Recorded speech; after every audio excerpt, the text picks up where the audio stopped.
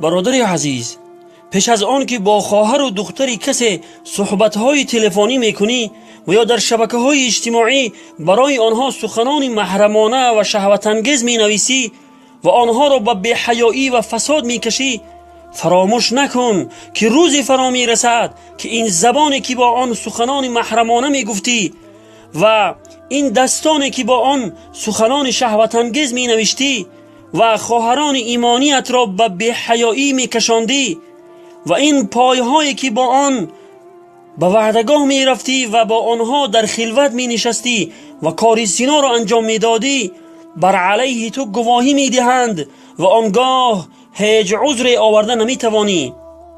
آن روز حساب و جزا است که هیچ گناه پوشیده و پنهان نمی ماند. خداوند در آیه 24 سوره نور می فرماید: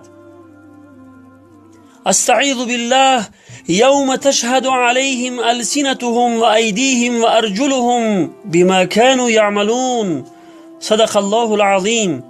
یعنی روزی که زبانهایشان و دستهایشان و پایهایشان به آنچه که می کردند بر علیه آنها گواهی می دهند، یعنی بر هر گناهی که انجام می دادند، خواه در پنهانی و یا در آشکارا، زبانها و دستان و پایهایشان بر علیه آنها گواهی می دهند.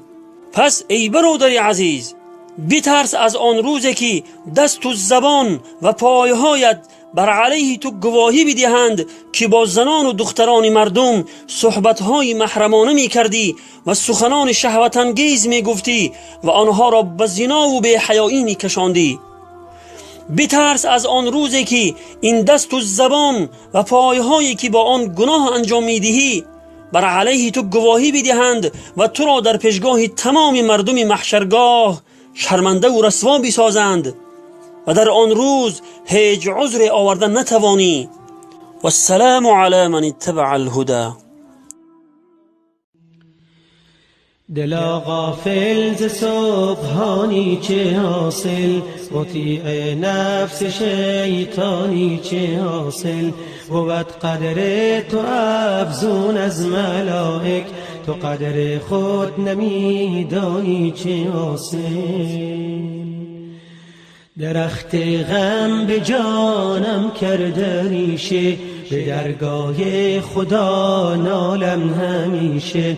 عزیزان قدر یک دیگر بدانید، اجل سنگ است و آدم مثل شیشه.